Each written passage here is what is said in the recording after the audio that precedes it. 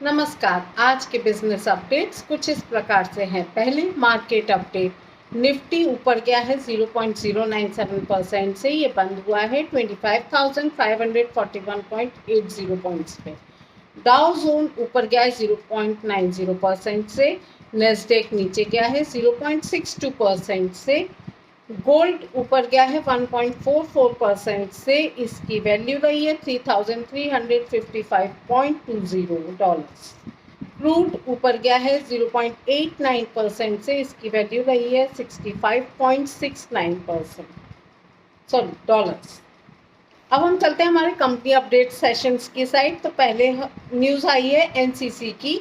तो पहले मैं आपको इस कंपनी के बारे में बताती हूँ। कंपनी लेती है टर्की के ईपीसी कॉन्ट्रैक्ट्स और बीओटी प्रोजेक्ट्स को पब्लिक और प्राइवेट पार्टनरशिप के बेसिस पे। अब न्यूज़ इसमें ये आई है कि जून में अपने बिल्डिंग डिवीज़न के लिए स्टेट और प्राइवेट क्लाइंट से ₹1,690.5 करोड़ के नए ऑर्डर्स प्राप्त किए हैं इस कंपनी ने। तो इसके मेन पॉइंट्स इस न्यूज़ के ये हैं कि जून 2025 में स्टेट और प्राइवेट क्लाइंट्स से अपने बिल्डिंग डिवीज़न के लिए ₹1,690.5 करोड़ के लिए नए ऑर्डर्स प्राप्त किए हैं। और आदेशों में मतलब ऑर्डर्स में कोई भी अतिरिक्त कार्य शामिल मतलब इंटरनल वर्क, अतिरिक्त मतलब इंटरनल वर्क शामिल नहीं है, तथा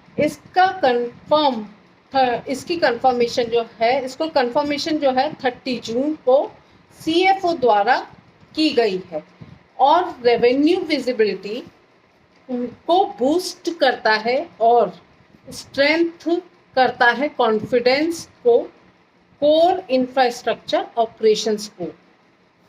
अब आगे हम चलते हैं। आगे न्यूज़ मुझे मिली है कल्पतरु प्रोजेक्ट्स की। तो पहले मैं इस कंपनी के बारे में आपको बताती हूँ। कल्पतरु पावर ट्रांसमिशन लिमिटेड एक ग्लोबल ईपीसी प्लेयर है विथ डाइवर्सिफाइड इंटरेस्ट इन, मतलब उसका जो इंटरेस्ट है वो किसी एक जगह नहीं है, डाइवर्सिफाइड है, अलग अलग सेक्टर्स में डाइवर्सिफाइड है। किसमें? Transmission, distribution, oil and gas pipelines में, रेलवेज और बायोमास बेस्ड पावर जनरेशन में। अब न्यूज़ इसमें क्या आई है कि इसने बैक किया है ₹989 करोड़ के ग्लोबल ट्रांसमिशन डिस्ट्रीब्यूशन ऑर्डर्स को, जिससे फाइनेंशियल ईयर 26 में उस इनटेक इंक्रीज होकर ये जाएगा ₹7,150 करोड़ हो जाएगा इसका इनटेक। अब इससे रिलेटेड जो मेन पॉइंट्स है इस न्यूज़ से रिलेटेड वो मैं आपको बताती हूँ। तो मेन पॉइंट्स ये हैं कि ₹989 करोड़ के ओवरसीज मतलब फॉरेन से इन्होंने लिया है कि overseas trade and distribution order प्राप्त किए हैं इन्होंने, और केपीआईएल और उसकी सब्सिडरीज को ग्लोबल मार्केट में ₹989 करोड़ के ट्रांसमिशन और डिस्ट्रीब्यूशन कॉन्ट्रैक्ट प्राप्त हुए हैं। इससे होगा क्या कि फाइनेंशियल ईयर 2026 में ऑर्डर प्राप्ति जो है ₹7,150 करोड़ की हो गई है, जिससे रेवेन्यू विजिबिलिटी, जो इनको रेवेन्यू जो जनरेट होगा और जो ग्रोथ की संभावनाएं हैं बढ़ जाएंगी।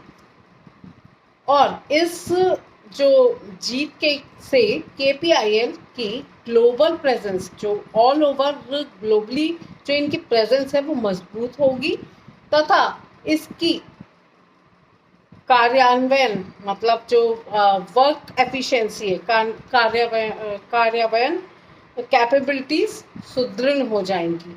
तो बेसिकली ये इनके फेवर में है ये ऑर्डर्स। तो देखते हैं आगे चल के ये क्या करते हैं इसमें। अब मेरे को न्यूज़ मिली है बीईएल मतलब भारत इलेक्ट्रॉनिक्स लिमिटेड की तरफ से। तो पहले मैं आपको इस कंपनी के बारे में बताती हूँ। कंपनी मैन्युफैक्चर करती है, सप्लाई करती है इलेक्ट्रॉनिक इक्विपमेंट्स को, सिस्टम्स को डिफेंस सेक्टर के लिए। कंपनी लिमिटेड प्रेजेंस देती है सिविलियन मार्केट में। मतलब ये सिविलियंस के लिए नहीं बनाती, बेसिकली ये जो भी प्रोडक्ट्स बनाती हैं या जो भी प्रोडक्ट्स सेल करती है या इक्विपमेंट्स जो भी बनाती है सेल करती है, ये डिफेंस सेक्टर के लिए बेसिकली होते हैं। तो इसमें न्यूज़ ये आई है कि रेडार और ईवीएम्स सहित ₹528 करोड़ के अंतरिक्त रक्षा ऑर्डर, मतलब इंटरनल डिफेंस ऑर्डर प्राप्त किए हैं इन्होंने, जिससे ऑर्डर बुक और कैपेक्स अलाइनमेंट मतलब पूंजीगत व्यय संरेखण में वृद्धि हुई है।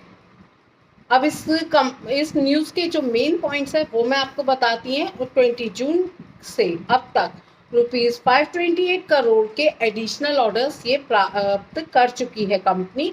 अब ये BEL को रेडार, EVMs, जैमर्स और कम्युनिकेशन सिस्टम सहित नए डिफेंस ऑर्डर प्राप्त हुए हैं और ₹528 करोड़ का इन्होंने निवेश किया है।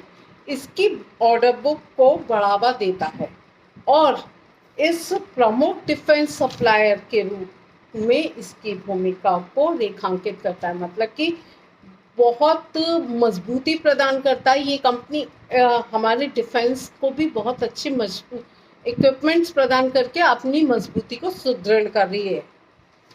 ये तो था हमारा BEL की तरफ से न्यूज़। और इससे एक चीज़ और है कि इनकी रेवेन्यू विजिबिलिटी भी स्ट्रेंथन होती है तथा यह डिफेंस सेक्टर के चालू पूंजीगत व्यय के अनुरूप है। मतलब जो भी इन्होंने पूंजीगत खर्चे मतलब कैपेक्स एक्सपेंडिचर के अनुरूप है इनके ये जो भी ये ऑर्डर्स हैं। तो बेसिकली ये BEL के लिए बहुत अच्छी बात है और हमारे डिफेंस के लिए भी। अब हम आगे चलते हैं। तो मुझे आगे न्यूज़ मिली है UNO मिड्डा की तरफ से, तो मैं आपको इस कंपनी के बारे में बताती हूँ। कंपनी मैन्युफैक्चरर है, सप्लायर है ऑटोमेटिव सॉल्यूशंस की और system of original equipments manufacturer है।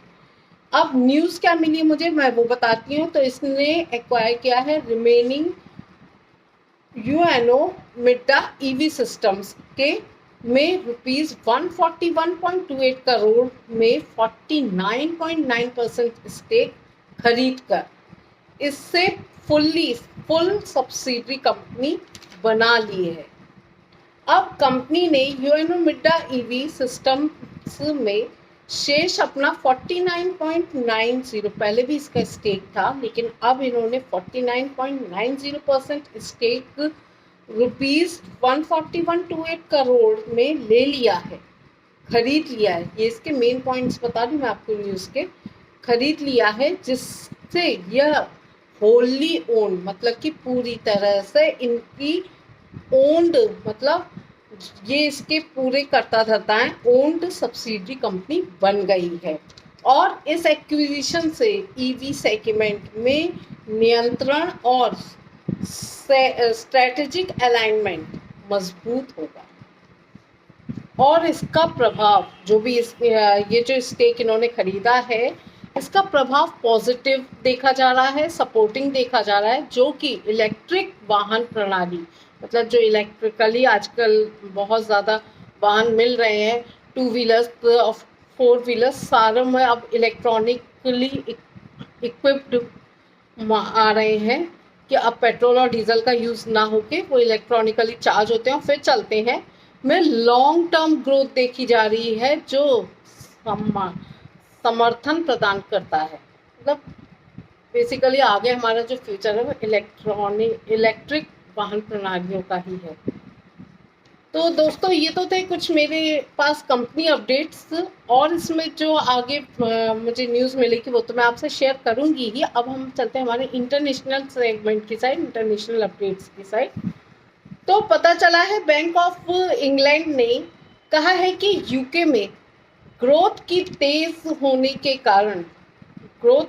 होने के कारण इंटरेस्ट रेट में गिरावट का रुख देखा जा रहा है। जो इंटरेस्ट रेट है वो गिर रहा है, डिक्रीज हो रहा है। अब इस न्यूज़ के मेन पॉइंट्स क्या हैं वो मैं आपको बताती हूँ। बैंक ऑफ इंग्लैंड के गवर्नर एंड्रयू ब्लेरी ने बताया है कि इंटरेस्ट रेट धीरे धीरे कम होने लगा है।